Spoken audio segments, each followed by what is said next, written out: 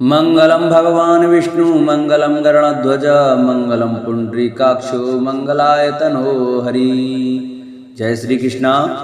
नमस्कार दोस्तों, स्वागत है आप सभी का हमारे YouTube चैनल आर के भक्ति ज्ञान में। भक्तों, आज की वीडियो में हम आपको एकादशी की व्रत कथा सुनाएंगे। तो सभी भक्तजन हमारी षटतला एकादशी की व्रत महात्मा की कथा ध्यान पूर्वक बड़े श्रद्धा भाव से सुने। आइए भक्तों, हम अपनी एकादशी की व्रत कथा को प्रारंभ करते हैं। युधिष्ठिर बोले, हे जगतपते, माघ मास के कृष्ण पक्ष की एकादशी का क्या नाम है? इसकी व्रत विधि क्या है तथा फल क्या मिलता है? हे प्रभु, यह सब आप विस्तार से बतलाइए। भगवान बोले, हे राजन, माघ मास के कृष्ण पक्ष की एकादशी का नाम षटतला है, जो सर्व पापनाशक है। इससे संबंधित कथा मैं तुम्हें बतलाता हूँ, जो पुलत्स मुनि ने दालम्य मुनि से कही थी। दालम्य मुनि ने एक बार पुलस्त ऋषि से पूछा, हे मुने, इस मृत्युलोक में मनुष्य अनेक प्रकार के पाप कर्म करते हैं, पराये धन की चोरी करते हैं, दूसरों को आगे बढ़ते देख ईर्ष्या करते हैं, फिर भी उन्हें नरक की प्राप्ति नहीं होती। वे ऐसा कौन सा कर्म करते हैं, कृपया करके बतलाइए। इस पर पुलत्स मुनि बोले कि हे महाभाग, ये आपने अतिगूढ़ प्रश्न पूछा है, इसे ब्रह्मादि देवता भी नहीं जानते। यह गूढ़ रहस्य मैं तुम्हें बतलाता हूँ, ध्यान पूर्वक सुनो। माघ मास आने पर मनुष्य स्नान करके पवित्रता पूर्वक रहे, इंद्रियों पर संयम पाते हुए काम क्रोध लोभ अहम पर निंदा को त्याग कर भगवान का स्मरण करे। हाथ पैर धोकर पुष्य नक्षत्र में गोबर कपास तिल मिलाकर कंडे बनाए, फिर 108 बार हवन करे। इस दिन यदि मूल नक्षत्र व एकादशी हो तो नियम पूर्वक रहे।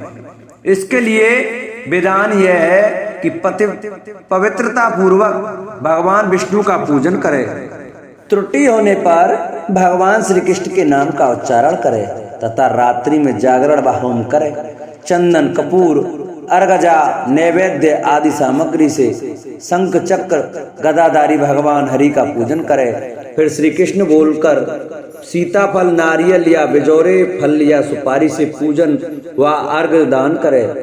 उस समय कहे कि हे प्रभु, आप असरणों को शरण देने वाले परम दयालु हैं, आप संसार में डूबे लोगों का उद्धार करें। हे कमल नयन, हे जगत गुरु, आप प्रसन्न होइए। लक्ष्मी जी सहित आप मेरे अर्घ को स्वीकार कीजिए। फिर ब्राह्मण को जलयुक्त कुंभ घड़ा दे, गाय व तिल पात्र देना भी उत्तम है। स्नान व भोजन में तिल श्रेष्ठ है, अतः तिल दान भी करना चाहिए। मनुष्य जितने तिलों का दान करता है उतने ही वर्षों तक स्वर्ग में वास करता है। तिल से स्नान करना, तिल का उबटन लगाना, तिल से होम करना, तिल मिश्रित जल पीना, तिल का दान करना, तिल से बने पदार्थों का भोजन करना आदि 6 कर्मों में तिल का उपयोग करने के कारण ही इस एकादशी को षटतला एकादशी कहा जाता है। यह एकादशी पापनाशक है। एक बार देवर्षि नारद के पूछने पर कि षटतला एकादशी का क्या फल मिलता है, भगवान श्री कृष्ण बोले कि हे नारद, सुनो। पूर्व काल में मृत्युलोक में एक ब्राह्मणी थी, जो सदैव ब्रह्मचर्य का पालन करते हुए देव पूजन व व्रत किया करती थी। एक बार वह 1 माह तक व्रत करती रही। उसका शरीर दुर्बल हो गया, लेकिन उसने कभी देवताओं व ब्राह्मणों को धन व अन्न का दान नहीं किया। मैंने विचार किया कि इस ब्राह्मणी ने व्रतादि करके अपने शरीर को तो पवित्र कर लिया, इसे विष्णु लोक भी मिल जाएगा, लेकिन कभी फल दान नहीं किया, इसलिए इसकी तृप्ति होना कठिन है। यह विचार कर मैं मृत्यु लोक में गया और ब्राह्मणी से अन्न मांगा तो वह बोली कि आप यहाँ क्यों पधारे हैं? मैंने उससे कहा कि मुझे भिक्षा चाहिए। तब उसने मुझे मिट्टी का एक पिंड दे दिया। उसे लेकर मैं लौट आया। कुछ समय पश्चात वह ब्राह्मणी मरकर स्वर्ग लोक में आई।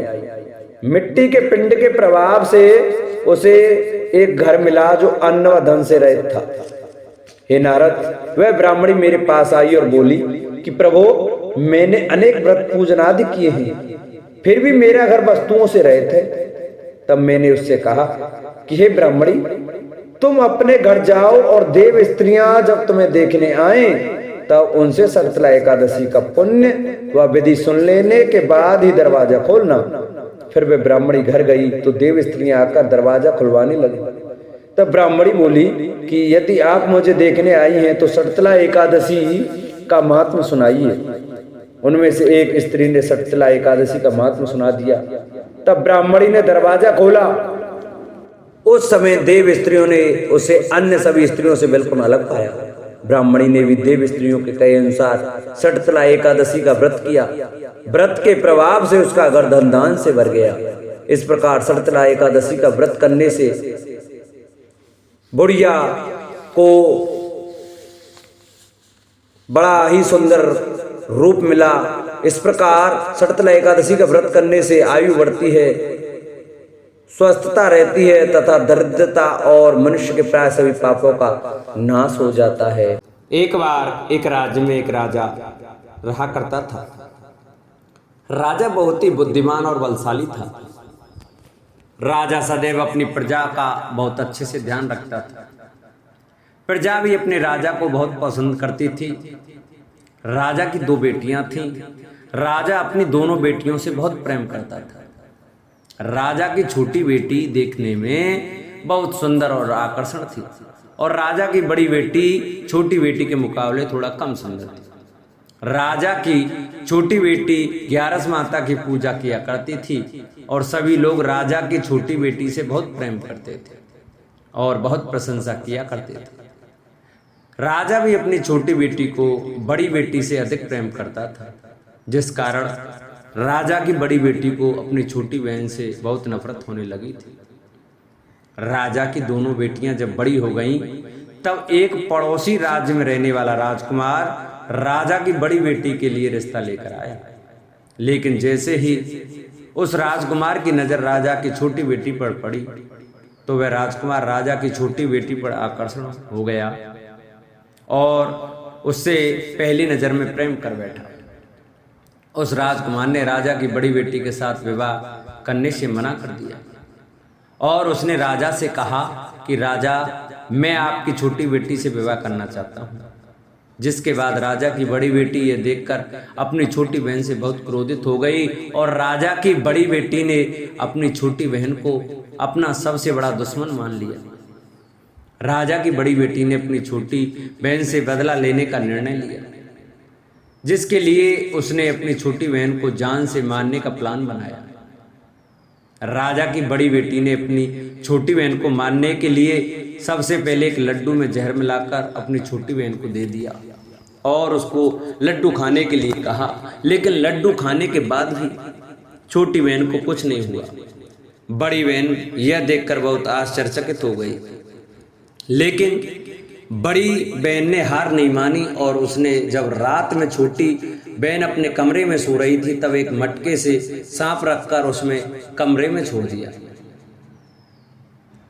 लेकिन सांप भी छोटी बहन का कुछ नहीं कर पाया।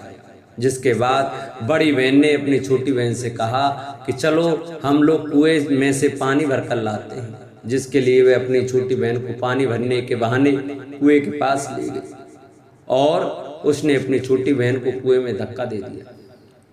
लेकिन छोटी बहन को तब भी कुछ नहीं हुआ, क्योंकि वह हर बार 11 माता उसकी रक्षा कर रही थी और उधर बड़ी बहन अपने प्रयासों के बाद असफल हो रही थी, जिससे वह बहुत क्रोधित होती जा रही थी। फिर उसने अपनी छोटी बहन के पास जाकर उससे खुद ही पूछा कि मेरी छोटी बहन, तुमको पता है भगवान ने सबकी मृत्यु एक निश्चित समय पर लिखी हुई है और कैसे तुम्हारी मृत्यु होगी, क्या यह तुम जानती हो? तब छोटी बहन ने अपनी बड़ी बहन को बताया कि हाँ, मैं तो जानती हूँ मेरी मृत्यु कैसे होगी। छोटी बहन से यह सुनकर बड़ी बहन मन ही मन बहुत प्रसन्न होने लगी और उसने अपनी छोटी बहन से कहा कि तो मुझे अपनी मृत्यु का राज बताओ। छोटी बहन ने अपनी बड़ी बहन से कहा कि मेरी मृत्यु तो एक तोते में है, जो तोते के गले में एक हार है उससे मेरी मृत्यु होगी।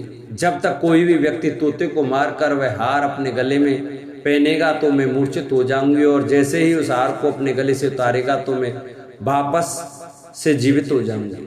अपनी छोटी बहन की मृत्यु का राज जानकर बड़ी बहन बहुत ही खुश हो गई और उसने अपनी छोटी बहन को मारने के लिए उसके पालतू तोते को ढूंढना शुरू कर दिया। और छोटी बहन को इस बात का आभास हो गया कि कोई उसकी जान लेना चाहता है, जिसके लिए वे अपने पिताजी के पास गई और उसने अपने पिताजी से कहा कि पिताजी, मेरी मृत्यु के बाद आप मुझे जलाइएगा मत, बल्कि आप मुझे अपनी पुरानी हवेली में एक पलंग में लटाकर छोड़ दीजिएगा। अपनी छोटी लड़की की यह बात सुनकर राजा बहुत आश्चर्यचकित हो गए। राजा ने अपनी छोटी बेटी से पूछा, बेटी तुम ये क्या कह रही हो? तब राजा की छोटी बेटी ने बताया, पिताजी समय किसी के नहीं रुक सकता, कब क्या हो जाए किसी को कुछ नहीं पता। और फिर राजा ने अपनी छोटी बेटी से कहा कि तुम ऐसी बातें क्यों कर रही हो? 2-3 दिन में तो तुम्हारा विवाह है। लेकिन छोटी बहन ने अपने पिताजी को ऐसा करने पर मजबूर कर दिया और उनसे वचन ले लिया। राजा ने भी अपनी छोटी बेटी की बात स्वीकार कर ली और 2-3 दिनों के बाद जब शादी का समय आया तब राजकुमार बारात लेकर राजा के घर आया और राजकुमार और राजा की छोटी बेटी का विवाह शुरू हो गया। जैसे ही राजा की छोटी बेटी राजकुमार के साथ फेरे लेना शुरू करती है तो उसकी बड़ी बहन अपनी छोटी बहन के कमरे में जाकर उसके तोते को पकड़ लेती है और उसको जान से मार देती है। तोते के गले में जो हार था उसको अपने गले में धारण कर लेती है। जैसे ही बड़ी बहन उस हार को अपने गले में धारण करती है तो उधर छोटी बहन 3.5 ही फेरे ले पाती और वहीं पर बेहोश होकर गिर जाती है। जिसके बाद राजा ने बड़े बड़े दर्द हकीमों को बुलाया और अपनी छोटी बेटी का इलाज करने के लिए कहा। राजा की बात सुनकर वैद्य ने छोटी बेटी को जब चेक किया तो राजा को बताया कि आपकी छोटी बेटी ना तो जीवित है और ना ही मरी हुई है। यह मैं ऐसा पहली बार देख रहा हूँ। राजा ने वैद्य और हकीम को यह बात बाहर बताने से मना कर दिया और उनको कहा कि अगर तुमने यह बात किसी को बाहर बताई तो हम तुम्हें फांसी दे देंगे।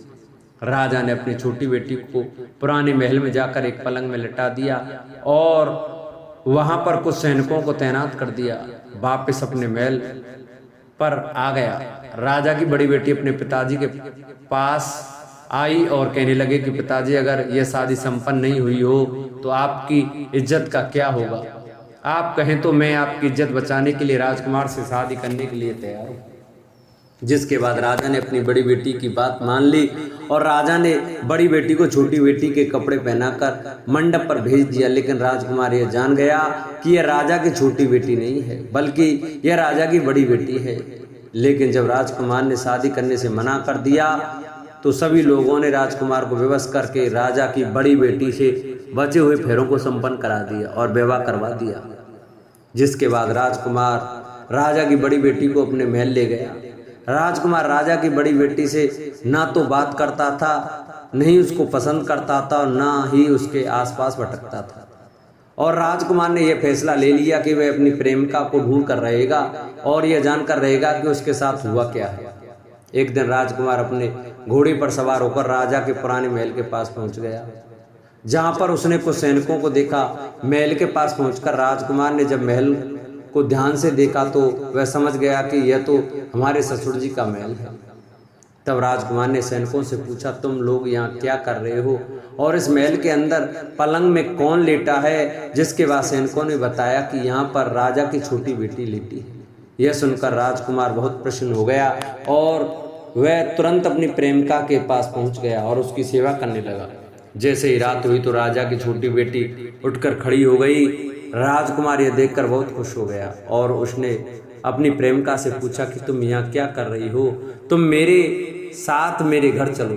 राजा की छोटी बेटी ने राजकुमार को सारी बातें बता दी कि मेरी जान एक तोते में बसी थी और मैंने यह बात सिर्फ अपनी बड़ी बहन को बताया था और मुझे पता है कि उसने ही मुझे मारने का प्रयास किया है। उसके पास एक हार है जिसको वह सुबह पहन लेती है और रात को उतार देती है। जब तक वह हार को पहनने रहती है तब तक मैं मूर्छित रहती हूँ और जैसे ही वह हार को उतार देती है तो मैं जीवित हो जाती हूँ। और जब तक मेरी बड़ी बहन के पास वह हार है तब तक मैं ऐसे ही जीवित और मूर्छित होती रहूँगी। अगर मेरी बड़ी बहन के पास जो हार वह मेरे हाथ में लग जाए तो मैं हमेशा के लिए जीवित हो जाऊंगी।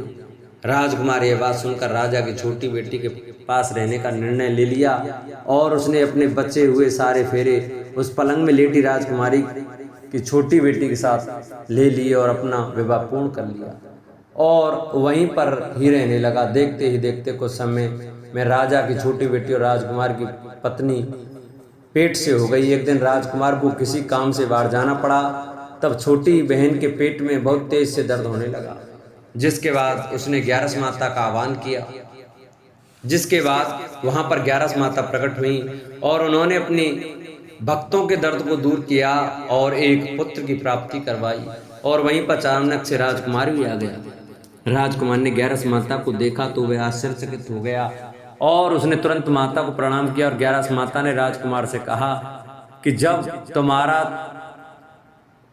बेटा 5 वर्ष का हो जाए तुम अपनी पत्नी का हार आकर इसके गले में डाल देना। और देखते ही देखते राजकुमार और राजा की छोटी बेटी का पुत्र 5 वर्ष का हो जाता है। तो राजकुमार अपने बेटे से कहता है कि बेटा मैं कुछ काम से बाहर जा रहा हूँ, तुम अपनी माता का ध्यान रखना। और वहां से चला जाता है। राजा को बाहर निकलता देख बड़ी बहन के सैनिक देख लेते हैं और बड़ी बहन को जाकर सारी बातें बता देते हैं। जिसके बाद बड़ी बहन अपनी छोटी बहन के पुत्र को वहां से उठवा लेती है और उसको मरवा देती है। छोटी बेटी के पुत्र के 2 टुकड़े करवा देती है। पहला टुकड़ा चक्की के पास छुपा देती है और दूसरा टुकड़ा अपनी पलंग के नीचे रख लेती है। अब ग्यारस माता भिखारी का रूप लेकर आती हैं। एक भिखारी का रूप रखकर बड़ी बहन के पास चली जाती हैं। जिसके बाद वहां पर भिक्षा मांगने लगती हैं। बड़ी बहन अपने नौकरों से कहती है कि जाकर भिक्षा दे दो, लेकिन जैसे ही नौकर ग्यारस माता को भिक्षा देने के लिए आते हैं तो माता उन्हें मना कर देती है और कहती है कि मैं तुम्हारी महारानी से ही भिक्षा लूंगा। जिसके बाद बड़ी बहन स्वयं ही भिक्षा देने के लिए माता के पास आती हैं। तब माता एक बिल्ली का रूप लेकर उसके कमरे में चली जाती हैं और वहां पर छोटी बेटी के पुत्र के 2 टुकड़ों को आपस में जोड़ देती हैं और उसे जीवित कर देती हैं। उसे वहां से ले जाती हैं। राजकुमार अपने बेटे को लेकर अपनी पत्नी के पास जाता है और उससे कहता है कि तुम इसका ध्यान रखना, अगर तुम इस बच्चे का अच्छे से ध्यान रखोगी तो मैं तुमसे बात करूंगा। एक दिन राजकुमार अपने बच्चे से कहता है कि तुम मम्मी से उनके गले का हार मांग लो। जिसके बाद राजकुमार का लड़का अपनी मम्मी के पास जाता है और कहता है कि मम्मी मुझे तुम्हारा हार चाहिए जो तुमने गले में पहन रखा है। यह सुनकर पहले तो बड़ी बहन बहुत क्रोधित होती है, पर उसको यह याद आता है कि राजकुमार ने कहा है कि अगर मैं इस बच्चे का ध्यान अच्छे से रखूंगी तो वह मुझसे बात करेंगे। जिसके कारण वह हार को उस बच्चे को दे देती है और वह तुरंत हार को ले जाकर अपने पिताजी को दे देता है। और तभी राजकुमार अपने बेटे को लेकर वहां से जाने लगता है और अपनी पत्नी से कहता है कि तुम हमारे लिए खाना बना कर रखना, मैं शाम को आकर तुम्हारे साथ खाऊंगा। और वह अपने बेटे को लेकर वहां से चला जाता है। जिसके बाद वह राजा के पास जाता है और उनको सारी बातें बता देता है। राजा अपनी बड़ी बेटी की यह करतूत सुनकर बहुत क्रोधित होते हैं और अपनी परवरिश पर ही दोष देने लगते हैं और राजकुमार को अपनी छोटी बेटी के साथ रहने के लिए आदेश देते हैं। बोलो ग्यारस माता की जय। जिन भक्तों को हमारी ये ग्यारस माता की कथा अच्छी लगी हो तो वो हमारी वीडियो को ज़्यादा से ज़्यादा शेयर करें, जिससे और भी भक्त हमारी ग्यारस माता की कथा को श्रवण कर सकें। और जिन्होंने अभी तक चैनल को सब्सक्राइब नहीं किया है वो चैनल को अवश्य सब्सक्राइब करें, वीडियो को लाइक करें और कमेंट में लक्ष्मी नारायण भगवान की जय, ग्यारस माता की जय अवश्य लिखें।